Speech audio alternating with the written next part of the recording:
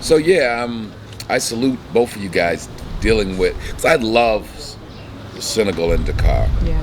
but the language, like, I get anxieties, and I'm not an anxiety kind of person. Yeah. Every time I go to the airport here, Yeah. and I admit it, I am a American snob, Right. right? Which, I walk into a place where no one speaks English, and you're like, are you people silly? How do you not have anybody working that speaks English? Right. Didn't you know that in America we speak English, and we're Right. like the biggest, richest country in the world, so Right. you should really speak the language we speak? Right. But I know that's silly and that's American. But to the point, it is also real that, like, how do you not speak English at the airport? Right.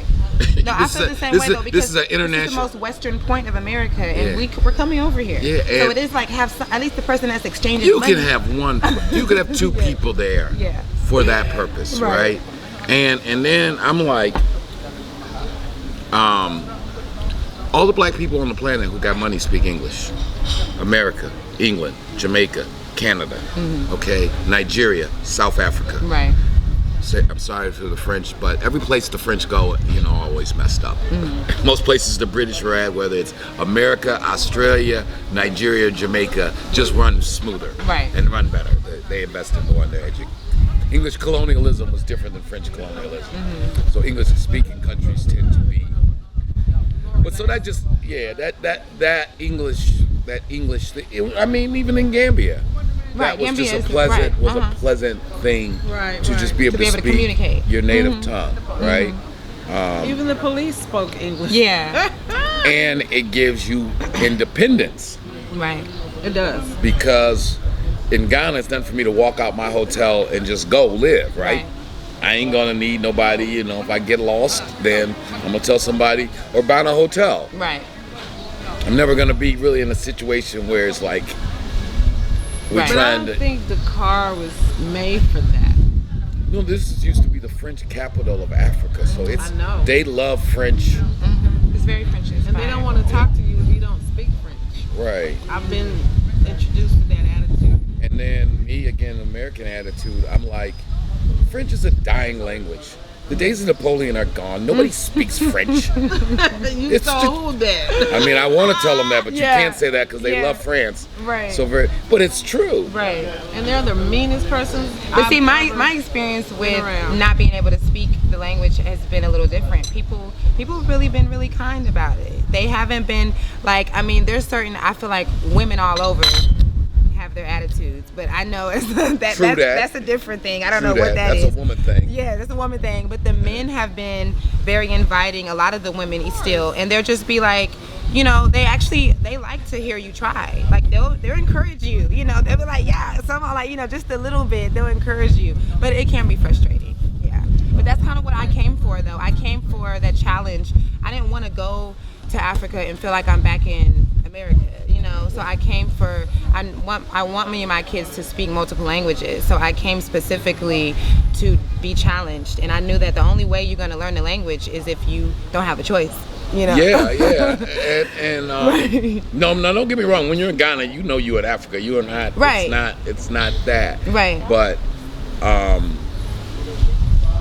so and I'm still traumatized because 3 French-speaking airports in one day. Traumatized. Right. So here in Dakar, at the Right. airport, nobody speaks English. Then our connecting flight in Togo. They Oh don't yes. speak, Togo. Even worse in Togo. Right, Togo is like, boy. Now Togo was a different energy. When we got off from Togo, I was just like, okay, I can't wait to get to Senegal, because I know the presence, the energy in Senegal is a lot different. It is. This is the hospitality country. So in Togo, especially with the COVID, they're like, I'm like, okay, like. I mean, just like, what gate does my Yeah. plane leave from? Yes, they I didn't mean, want to. They just Right. like. Yeah. And now Cote d'Ivoire, and I've been to Ivory Coast a few times. Really nice country, really nice people. But still, it's really, really French. Yeah. It's really, really French. Yeah. But French is a beautiful language. I love French. Heck Yes, yeah. it's sexy. You can just having an argument in French. You can't even like really be mad. It's like you have to do all these. It's just sweet. I love French. I like French fries. You know, that's I like French I kisses. like French fries. French kisses. I So where do you I like croissants. Croissants. Yeah, Okay, what else can I give the French? French bread, Brichot. The whole like- tea Brichot, thing. Brichot. I'm Right, pretty cool with the that French. bread. I'm pretty cool with Baguettes and right, French the- pastries. But beyond that, That's it. that's it. That's it. So do you ever plan to like station here somewhere in Africa? You gonna live here? Yeah, I mean, I have actually a formalized company in Ghana. You did say that with the yeah. beauty, right? Yeah, well, it's just an import company. Oh, okay. But we probably will open up a salon, salon plus hair inventory Right. spot in Ghana. But you moving here to the motherland, you have plans on that? I have plans on building I mean, I was like, actually, when I was here 3 months ago, I was going to buy a condominium in Accra. But people talked me out of it. And it was, I mean, because Accra is really expensive. Oh, really? Like America expensive. Like Is Ghana like when it comes to compared to Dakar? And, like, Ghana's a little bit more expensive. Oh, that was Dakar's not cheap either though. Right. But Ghana is, Accra is, well, for instance, this was a 700 square foot space, 1 bedroom condominium, 1 bedroom, 1 bath, 150,000 American.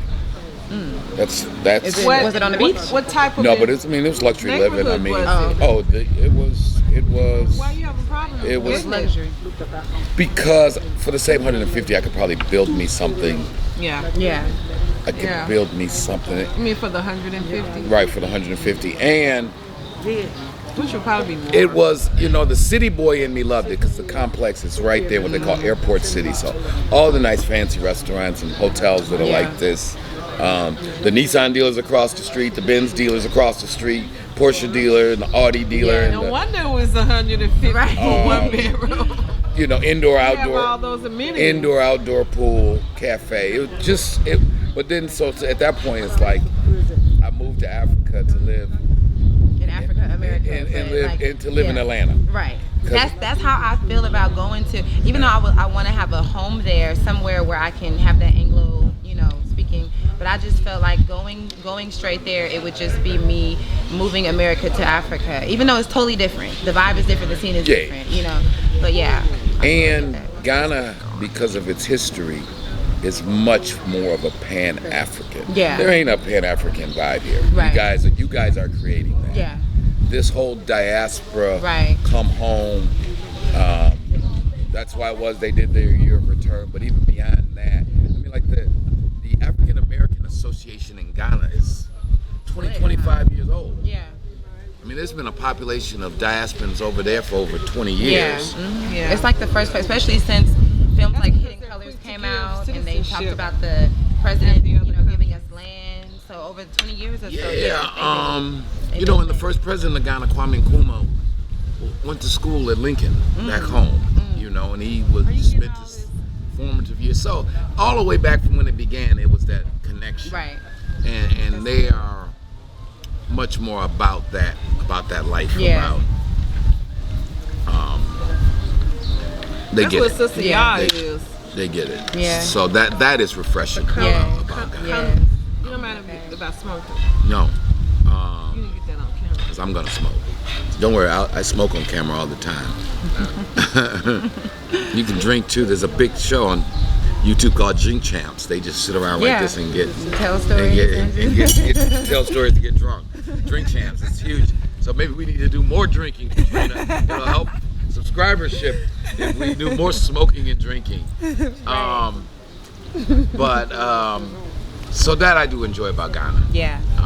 So that's where you get your citizenship if you move back. Citizenship is a challenge there, but there is what they call the right of abode, which is a whole.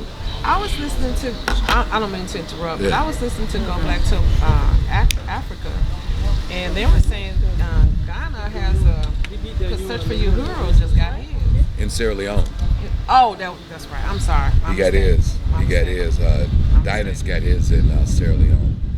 But so as a business owner now, you know, a registered business owner in Ghana. That opens me up for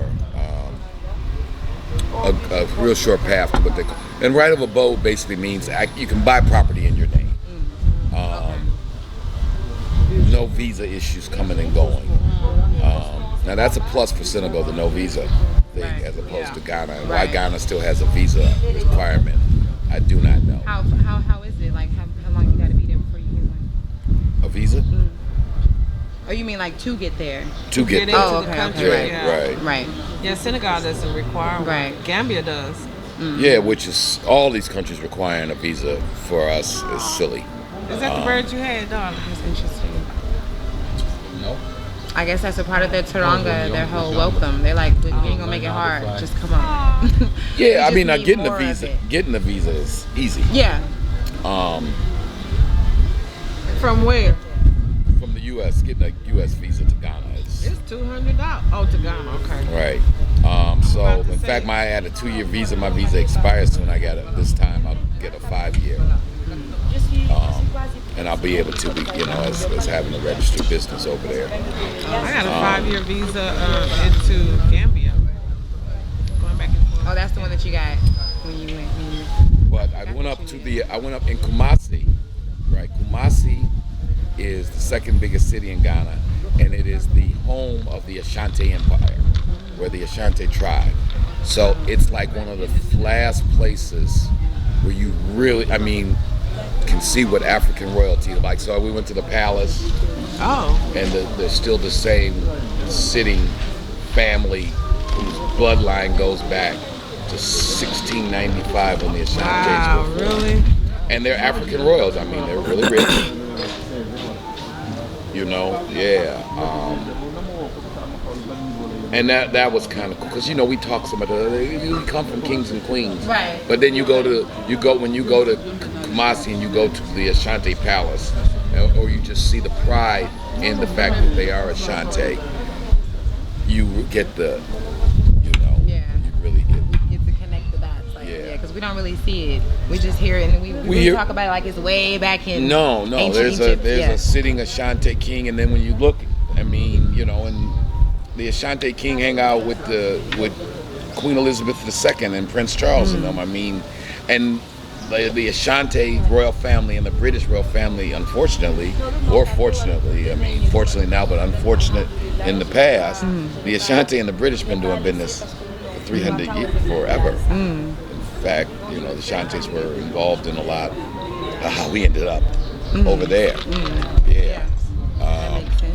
In fact, they've done formal, just last year when the year returned, the Ashanti Royals finally did an official apology Oh, really? for I heard their about their that, involvement, yeah, for the Ashanti's tribal. involvement in the slave trade. Wow. I wanted to get it. But with that, and it's a very entrepreneurial culture, You're not smoking. unlike Senegal. Oh, yeah. Senegal doesn't have that Yeah. at I don't know all. if they know Right. that. I mean, yeah, the Ashanti are very financially frugal culture, and it's an entrepreneurial culture. Right. So it's kind of like the Igbos in Nigeria. You know, you go any place in the world, you find an Igbo, they're gonna be making money. Yeah. That's all they know how to do. Yeah, is yeah. In America, 90% of all those Nigerian doctors and Right. lawyers and business people, they're all Igbo. Yeah. They do Right. be making money. That's true. And that goes back, you know. But before I make a final decision, when I come back, I'm gonna spend a little more time in Gambia, because just on the surface, it seemed like you really get a little more bang for your buck Yeah. in Gambia. Yeah. Oh, definitely. The dollar go Oh, yes. a way long way in Gambia. And Gambia is going to be huge in a few years. It's already grown, but it's going to be bigger. You can just see